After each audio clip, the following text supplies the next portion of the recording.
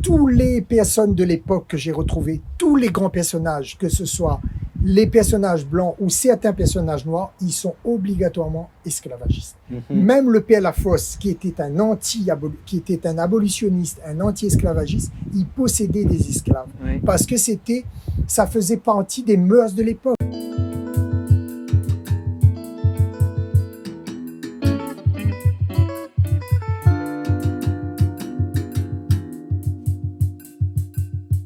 Je m'appelle Johnny Lebon, donc créole typique de La Réunion, Yabléo.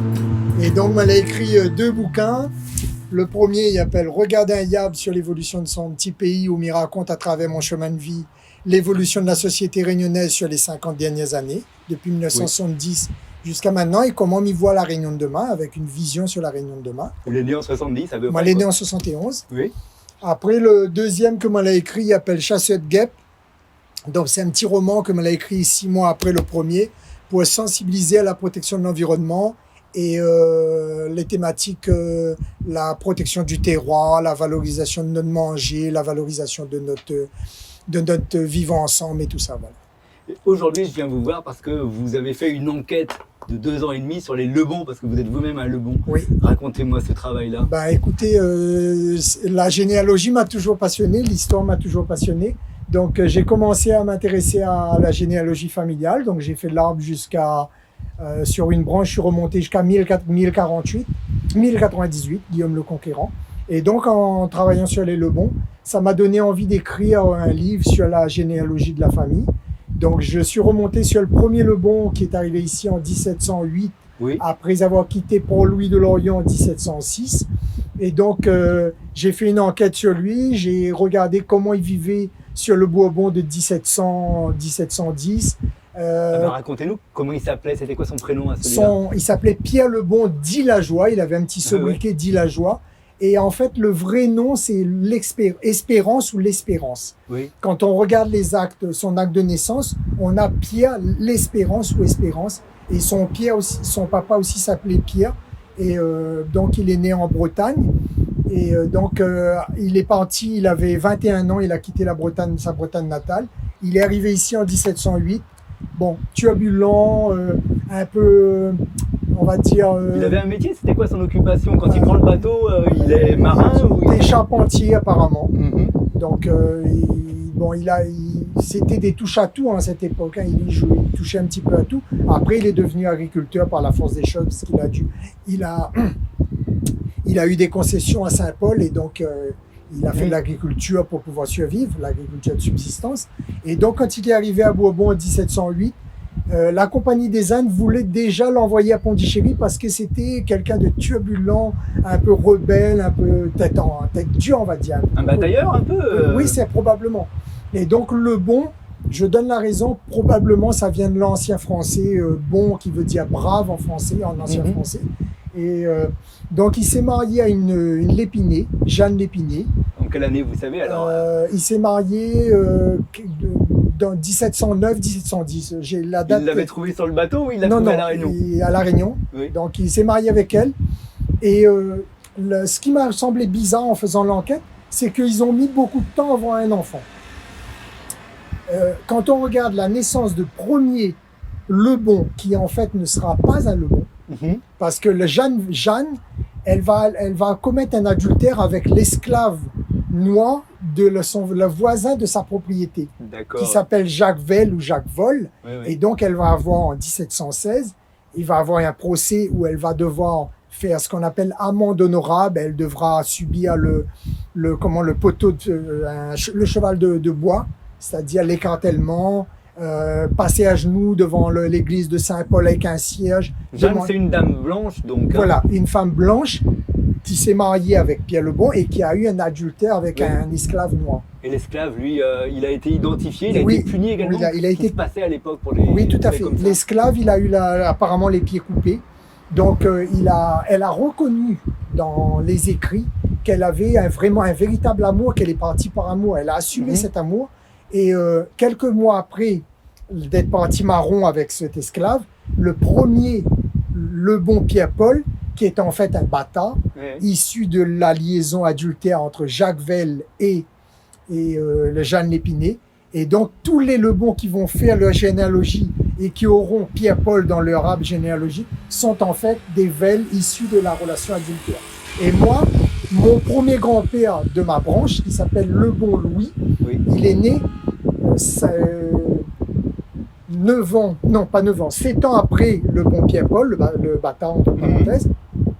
Et moi, ma branche, donc il est issu du vrai Lebon de Pierre Dillageois. Oui, oui. Et donc après, ça donnera Lebon Louis, et Lebon Louis aura une descendance qui amènera jusqu'à moi. Donc dans le livre, je traite de la partie de Jacques Vell, de cet adultère, mais qui en fait n'est pas un Lebon. Et c'est pour ça que je disais, ça va faire le buzz, parce que si certains Lebon vont reconnaître dans leur arbre généalogique, quand ils vont le faire, ils vont remonter jusqu'à Pierre-Paul, ben en fait, génétiquement, ce ne sont pas des Tout le monde Lebon. sait que dans son ADN, on a obligatoirement du sang qui vient d'Afrique. Oui, On n'est pas- tout à fait, tout à fait. Moi-même, j'ai des malgaches, mais en faisant mon arbre généalogique, j'ai de la grand-mère malgache, de l'indo-portugaise. On a ce métissage. Mais par contre, la Compagnie des Indes a tout fait à l'époque pour camoufler. C'est-à-dire qu'on a obligé Pierre Lebon à reconnaître Lebon Pierre-Paul, le bâtard de Jacques Vell, comme étant son enfant. Il lui a donné son nom, son patronyme familial. D'accord. Donc Lebon Pierre-Paul, il s'appelle Lebon. Là, on voit qu'on arrive dans une réunion cruelle parce que Voilà. Madame Lépinay, elle est un peu torturée. Le vrai papa, il est carrément mutilé. Tout à fait. J'aimerais revenir sur avant la réunion parce que vous me dites qu'il part de Bretagne en 1906. En et 1706. En 1706, pardon. Et il arrive à la Réunion en 1708. C'est quoi la route de ce charpentier de marine? En fait, ils ont fait ce qu'on appelle le poteau noir. Le poteau noir, c'est une espèce d'endroit dans l'océan où il y a le calme plat au niveau des courants. Et après, en fait, ça permet de remonter le bateau quand en fait il longe la côte de l'Amérique du Sud et il remonte l'océan Indien pour pouvoir avoir les courants ascendants pour le ramener vers les Mascarennes. D'accord, donc il fait une transatlantique au départ. Oui. Il part de Bretagne, il va aller vers la côte sud-américaine, Oui, tout à fait. longer. Et à ce moment-là, il est possible que les gens qui sont sur le bateau s'installent là-bas. Il aurait très bien pu s'installer ailleurs qu'à la Réunion. Ils ont fait une votre escale de ancêtre. 6 mois, effectivement. J'ai fait des recherches pour essayer de trouver. J'ai beaucoup enquêté sur le Pérou de l'époque, le Oui. Pérou du début du XVIIe. J'ai pas eu de réponse des archives du Pérou pour voir s'il a laissé une traçabilité au niveau génétique, c'est-à-dire s'il a Eu des enfants. des enfants, mais probablement oui, parce que en faisant l'enquête, par exemple, je me suis rendu compte que dans les écrits de l'époque, du Pérou de l'époque, la majorité des femmes, elles venaient dans les ports. Par exemple, la Concepción, c'était le port où ils ont fait escale, la Concepción du Pérou. Et donc, la majorité des femmes, elles venaient de manière vénale pour D'accord. essayer de soudoyer un petit peu les marins. Et ils ont dû avoir des rapports sexuels avec les femmes, Oui. mais on n'a pas possibilité de savoir s'il a laissé une descendance au Pérou. Donc après, en quittant le Pérou, ils sont revenus, ils sont remontés dans l'océan Indien. Donc ils ont longé la côte nord-est de la Réunion. Et dans le journal de bord, on voit que l'année où il est arrivé, il a déjà une éruption du piton de la Fournaise. Oui. Donc on voit dans l'écrit, on dit qu'il y a des gerbes de feu de loin en mer. Ils voyaient que le piton Où de la est-ce qu'on Fournaise. trouve le journal de bord? Vous l'avez décelé? Oui, je l'ai mis dans le livre. Donc je l'ai mis en iconographie dans le livre. Donc avec un numéro où les gens pourront aller trouver directement et lire le journal de bord. Et ça, actuellement, il est aux archives départementales? Non, c'est là que il vous est l'avez aux archives nationales. Aux archives J'ai dû nationales. écrire aux archives nationales. Comme je vous dis, c'est un gros travail de recherche. J'ai fait beaucoup de travail au niveau de les archives d'Aix-en-Provence, les archives de l'Outre-mer, l'ANOM aussi à La Réunion, Archives nationales des Outre-mer, les archives départementales de Saint-Denis. Ça peut se faire à distance ou vous avez Oui, dû oui. y aller Non, vous-même j'ai fait à physiquement? distance. C'est Oui. à distance. Et après, pour avoir le journal de bord, j'ai envoyé des mails, j'ai envoyé des courriers. Et les archivistes ont eu la gentillesse de me répondre parce que j'ai expliqué que j'étais en train d'écrire un livre sur la famille. Et donc, j'ai eu la chance d'avoir le journal de bord et j'ai pas mal d'iconographie. En fait, j'ai retrouvé tous les actes de naissance, de mariage et de décès de toute ma branche à moi. Et c'est difficile à déchiffrer, non? Parce qu'à chaque fois qu'on voit un document, il faut s'arracher les yeux et parfois c'est en vieux François. Et effectivement, c'est en vieux François, comme vous dites. Ouais. C'est vraiment un travail de détective et surtout quand par exemple, qu'on arrive à la période de la Révolution française où on parle, les dates changent. On a par exemple Vendémiaire, plus fructose. Vous voyez le calendrier grégorien, en fait il y a un autre calendrier, pas le même calendrier que nous. Donc il faut faire une concordance des dates, il faut bien regarder au niveau des chiffres. Par exemple, j'ai une anecdote, en regardant par exemple sur un de mes ancêtres, je regarde le bon Charles. J'ai un ancêtre qui est arrière-grand-père de mon papa. Oui, ça nous amène à quelle année ça 1833. Ouais. Donc en regardant ça, je me dis, c'est bizarre, il est né je trouve un Jean-Charles qui est né en 1817.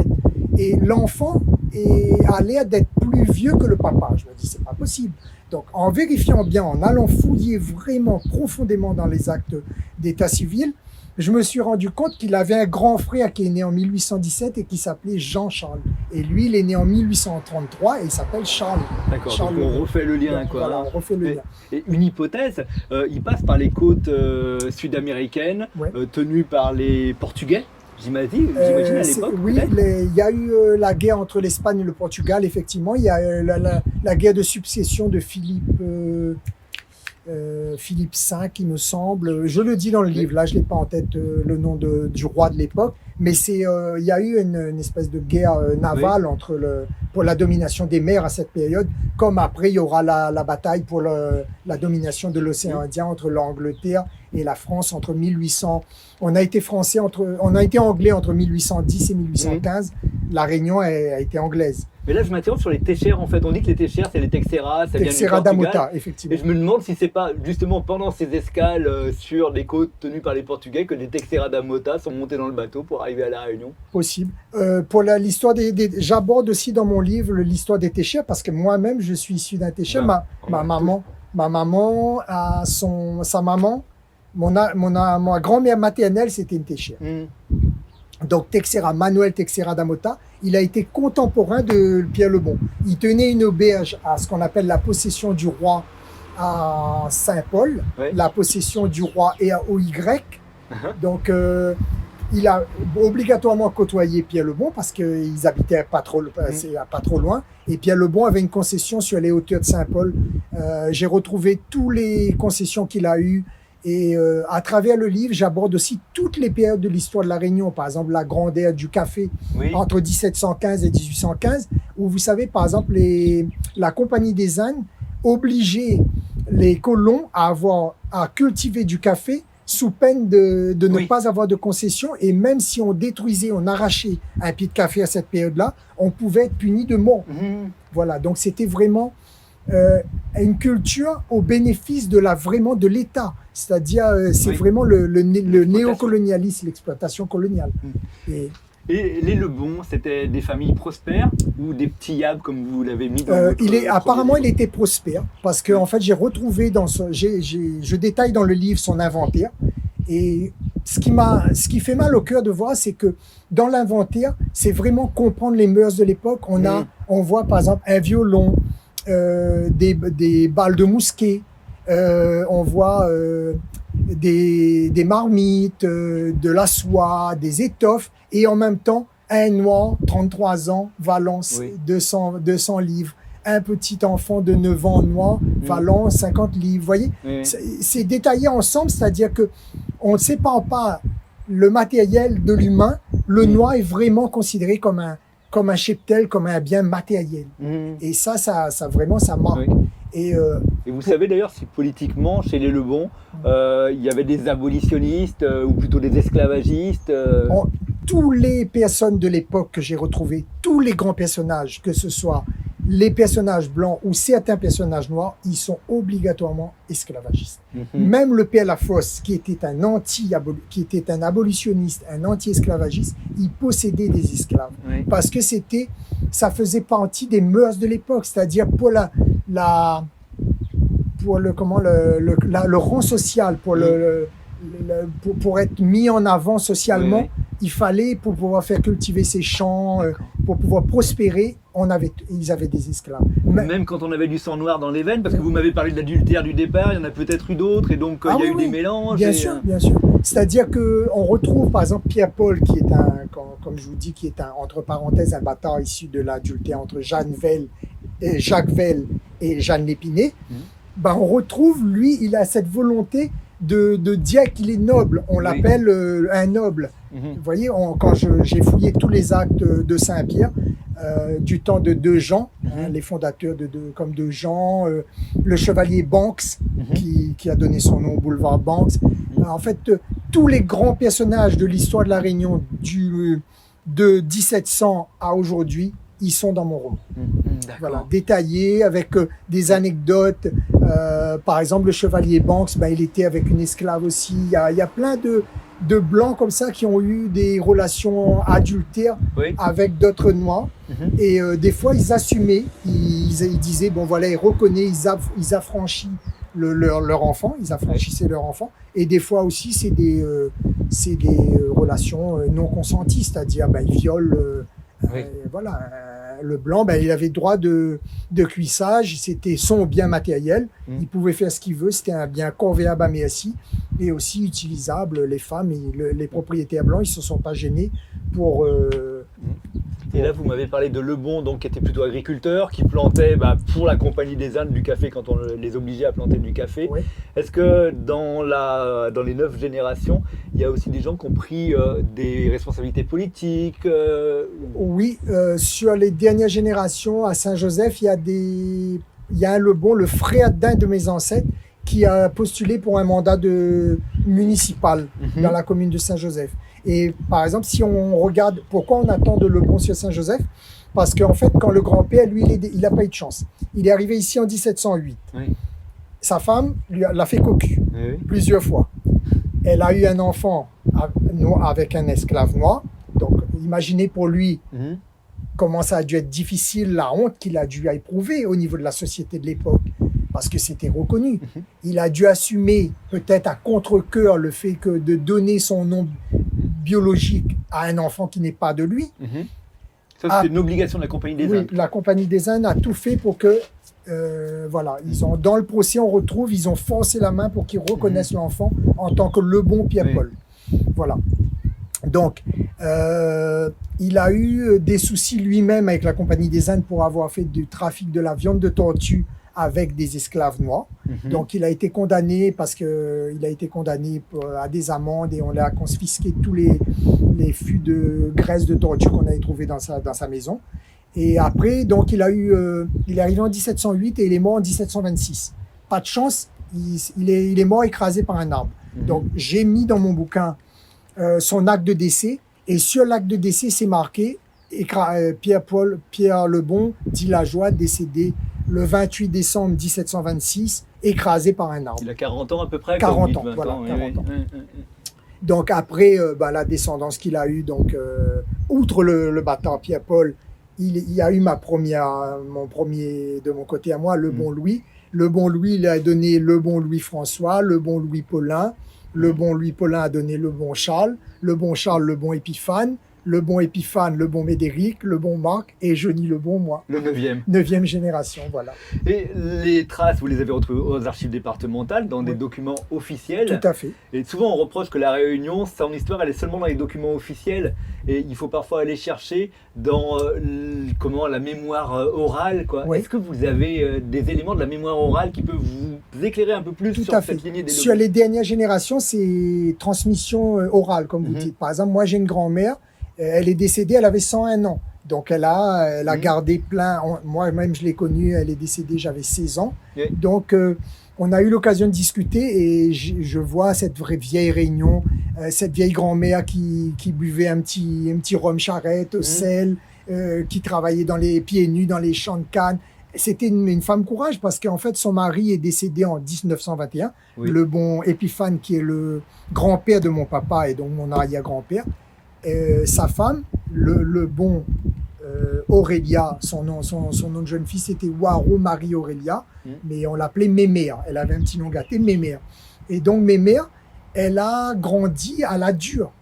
Et elle a dû, après la mort de son mari en 1921, élever ses enfants. Je crois qu'elle en avait 10. Élever les enfants en travaillant dans les champs de canne, en faisant des divers travaux et en vivant quand même centenaire. Voyez. Toujours vers Saint-Joseph ? Non, la dernière est Saint-Louis. C'est-à-dire, voilà. Et comme vous-même, vous êtes Saint-Louisien. Tout à fait. Pourquoi Saint-Joseph ? Parce que quand le grand-père est décédé en 1726, sa femme, Jeanne Lépinay, qui était, moi je la juge pas, mais elle avait l'air d'être assez quand même coquette et un peu portée sur on va dire, ben, c'est peut-être les nuances de l'époque. Voilà, c'est peut-être une femme toute seule, de toute façon à cette époque, elle ne pouvait pas survivre. Donc elle s'est remariée même pas un mois et demi après, avec, chose qui m'a interpellé aussi dans mon enquête, avec un monsieur qui a eu une concession sur le terrain de mon grand-père. Donc je me suis posé la question, est-ce qu'il n'y avait pas déjà de l'adultère caché avant la mort de mon grand-père? Parce que un mois et demi après, lui il est mort en 1726, 1727, elle se remarie avec Jacques Lièvre. Jacques Lièvre va avoir une descendance avec Jeanne Lépinay. Entre autres, il va avoir une petite fille qui fera la renommée de La Réunion en étant transformée par le poète Lecomte de Lille, pas le comte Évariste de Parny, dans un poète élégie à Éléonore. En fait, c'est la fille de Jeanne Lépinay, la petite fille de Jeanne Lépinay et de Jacques Lièvre. Elle est dans la littérature réunionnaise et le poème est dans le livre. Voilà, tout à fait. J'imagine, oui. J'ai mis un verset qui fait l'éloge parce qu'il a eu un amour profond pour cette femme. Et vous disiez, j'ai fait un parallèle entre l'histoire familiale et l'histoire de la Réunion. Oui. Donc les grands événements, on les retrouve dans le livre. Tout à fait. Donc on a vu le début, la Compagnie des Indes, les plantations de café, 1840-1848. L'abolition de l'esclavage. L'abolition de l'esclavage. On a avant ça, on a le démarrage de la canne à sucre, parce que entre 1715 et 1815, c'est vraiment le café qu'on retrouve dominant dans les cultures. À partir de 1815, il y a ce qu'on appelle des avalas. Ça correspond à des inondations, à des cyclones maintenant, on appelle ça les avalas. Et donc ça détruit la majorité des plantations. Et les colons de l'époque se disent, allez, on va changer, c'est la période de bassin, c'est la période des premières machines à vapeur, c'est la période des premiers développements d'embryons sucriers, tout ça. Allez, on se dit, on va commencer la canne à sucre, et là, vraiment, l'ère de la canne à sucre débute à partir de 1815. Avec, dès 1817, la loi qui demande, l'État français qui demande l'abolition de l'esclavage, l'arrêt de la traite négrière. Oui, la traite déjà. Et la traite continue clandestinement, et c'est dans cette période-là qu'on retrouve le plus d'esclaves qui rentrent clandestinement. Donc, parce qu'il y a besoin de plus en plus de main-d'œuvre pour travailler dans les champs de canne à sucre. L'abolition de l'esclavage, 1848. On commence à partir de 1848, les esclaves sont libres, entre parenthèses. On fait venir les premiers engagés, mais depuis 1815, 1820, déjà, on commence à faire venir les engagés. Et là, vous avez trouvé des documents où les Lebons, qui possédaient des esclaves comme des meubles à l'époque, sont obligés de les libérer, évidemment. Et comment ils survivent à ce moment-là? Comment ça se passe? Oui, j'ai trouvé dans les actes que j'ai au niveau des archives que j'ai épluchées, je trouve le nom des esclaves qu'ils avaient et qui transmet de génération en génération jusqu'à l'abolition de l'esclavage. Et après, je parle aussi beaucoup parce que dans le sud, on a eu beaucoup de descentes, des descentes de marrons. Oui. Et j'aborde aussi la question de François Mussard. Oui. Vous voyez qu'un des fameux chasseurs avec le nom de tous les grands chasseurs de marrons de l'époque. J'ai fouillé les archives pour retrouver les noms avec les descentes, avec comment ils allaient récupérer les poignets, ils coupaient par exemple l'oreille pour pouvoir récupérer l'argent. Et c'est toutes les périodes. Vous avez retrouvé comme ça des traces de capture de marrons et peut-être des traces de révolte de marrons, je ne sais pas si ça rentre aussi dedans. Tout à fait, oui, j'ai vraiment fait. C'est un travail non exhaustif de l'histoire de la Réunion. Je ne dis pas que j'aborde tout ce qui a concerné la Réunion, parce qu'il y a peut-être des domaines économiques que j'ai moins abordés que d'autres, mais j'ai vraiment essayé de rentrer en parallèle avec les différents Lebons sur lesquels j'ai travaillé, voir vraiment par rapport à la période dans laquelle ils vivaient, comment ils se sont intégrés au système et comment ils ont fait partie de cette histoire de la Réunion. Ils sont partie intégrante de l'histoire de la Réunion. Et histoire de la Réunion, donc presque 100 ans après l'abolition de l'esclavage, la Première Guerre mondiale d'abord, puis ensuite la Deuxième Guerre mondiale, les Lebons sont engagés dedans. Au niveau de mon grand-père, j'ai retrouvé par exemple dans Lebon Épiphane, qui est mon arrière-grand-père, j'ai retrouvé son journal militaire, son ordre de mobilisation, le numéro de matricule que je mets dans le livre, c'était une matricule 1098. Donc, on donne une description physique de lui, description du nez. Oui. En fait, il était bon absent. On dit ça, bon absent sur son carnet. Ça veut dire que lui, apparemment, l'armée s'en fichait un petit peu. D'accord. Donc, il n'a pas été mobilisé pour la Première Guerre mondiale. Mais par contre, il a dû rester jusqu'en 1920. Parce qu'en ce temps-là, les soldats, ils étaient, même s'ils étaient en chef de famille, mais ils restaient toujours sur le coup de la mobilisation possible. C'est-à-dire, un conflit éclate, il peut avoir un ordre de mobilisation. Et après, donc lui, l'Épiphane, il est mort en 1921. Et mon grand-père paternel, qui s'appelait le bon Louis Médéric, ben lui, il a connu la Seconde Guerre mondiale. Et il a connu la période pétainiste où on avait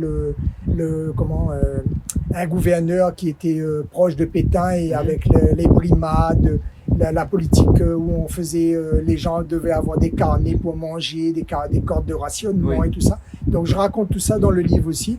Et jusqu'à après la départementalisation. Voilà, on finit la colonie, on rentre dans la départementalisation. Il y a des années où finalement la départementalisation n'apporte pas grand-chose. Il y a encore beaucoup de misère à La Réunion. Vous avez des témoignages de cette misère? Oui, je raconte le système D, comment on tuait le cochon, comment nos ancêtres, par exemple, ils mangeaient les plantes comme le camba, le patate, manioc, ce qu'on appelait les ravages. Et je me souviens, je raconte dans le livre, on faisait cuire des marmites entières pour les cochons. Et les enfants, quand ils sortaient de l'école, ils chippaient quelques patates dans les gros bacs qui servaient normalement pour la nourriture des cochons.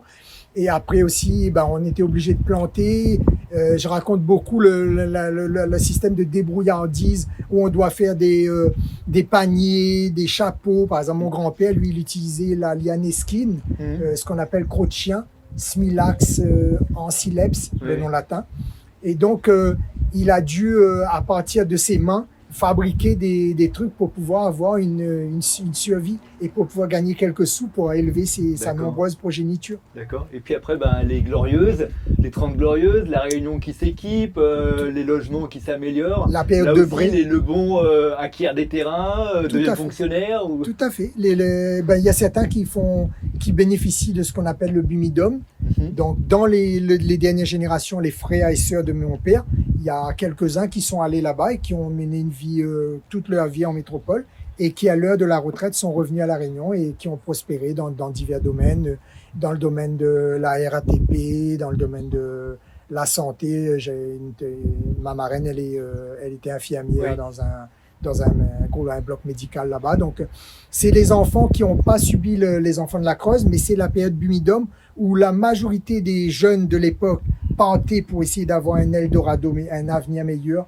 Et à contrario, on faisait rentrer déjà les premiers fonctionnaires métropolitains de La Réunion pour l'indexation de 35% et tout ça. Donc voilà. D'accord, tout est dans le bouquin. Tout est dans J'ai bien compris qu'en iconographie, vous avez scanné des documents d'archives. Est-ce que vous avez aussi de l'image, de la photo, du dessin? Oui. J'ai des images de mon grand-père, par exemple, de mon grand-père et de ma grand-mère. J'ai des images de Kervegen, parce que Kervegen, Gabriel de Côte de Kervegen, le Côte de Kervegen, il fait partie de l'histoire aussi, pareil les Lebons, parce qu'il était à Saint-Joseph et c'était un gros propriétaire. Et mon grand-père travaillait en partenariat avec pas mon grand-père, un de mes ancêtres, le bon Paulin et le bon Charles probablement. Ils ont côtoyé Gabriel le Côte de Kervegen. Et comment on ressort après 2 ans et demi d'enquête? Vous-même, personnellement, qu'est-ce que ça vous a apporté? Ça m'a apporté, ça m'est arrivé de pleurer parce que j'ai découvert des choses qui font mal de voir, par exemple, que un être humain, il est considéré comme un meuble, vous voyez. Et quand on voit, par exemple, des abolitionnistes, comme je vous disais, comme le père Lafosse, qui combat pour que les esclaves soient libres et que lui-même, il a un cheptel humain, on se dit, est-ce qu'on avait la possibilité à cette époque de ne pas être esclavagiste? Même si on était proche de ces esclaves, on avait peut-être une sensibilité humaine, on les frappait pas, on les faisait pas de... On leur coupait les pieds quand même, hein. Oui, ça c'est... je veux dire, le système, il voulait que c'était comme ça. Et la Boisdonnais, j'aborde aussi la période de la Boisdonnais qui fait le buzz en ce moment par rapport au déboulonnage de la statue et tout ça. Et la Boisdonnais, quand on regarde, on travaille sur les archives, effectivement, c'était un grand esclavagiste, un marin et tout ça. mais il a beaucoup fait aussi pour La Réunion, c'est-à-dire au niveau des infrastructures, l'importation de manioc, par exemple. Et bon, voilà, c'est un débat contradictoire et puis qui ne se terminera pas parce qu'il y aura toujours des pros, Marie Labordonnais. Moi, personnellement, à titre personnel, je dis, l'histoire, on ne peut pas l'effacer, qu'elle soit bonne ou qu'elle soit mauvaise. Et dans mon livre, je le dis, on ne peut pas renier l'histoire. Je veux dire, ce qui a été fait, c'est facto. L'essentiel, c'est de bien la connaître. Vous n'êtes pas historien d'origine, mais vous avez fait un vrai travail d'historien dans votre bouquin. Oui, j'ai fait un gros travail et j'ai travaillé aussi sur la Buse, parce que mon grand-père côtoyait la Buse. Le bon Pierre Dillageois. Il a trouvé le trésor? Il n'a pas trouvé le trésor, mais en fait, il a eu, par exemple, à l'époque, il y avait un gouverneur qui s'appelait Desforges-Boucher, qui avait un château justement là, à l'étang du Gol, là, château 17. C'est pas lui qui a construit, c'est son fils, 1747.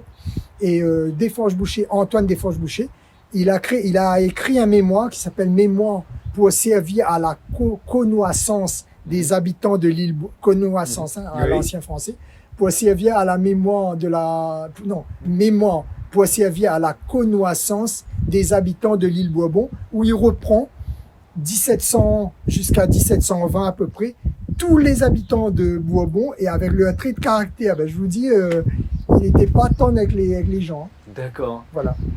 Le livre, donc, il va être en librairie dès qu'il sera là.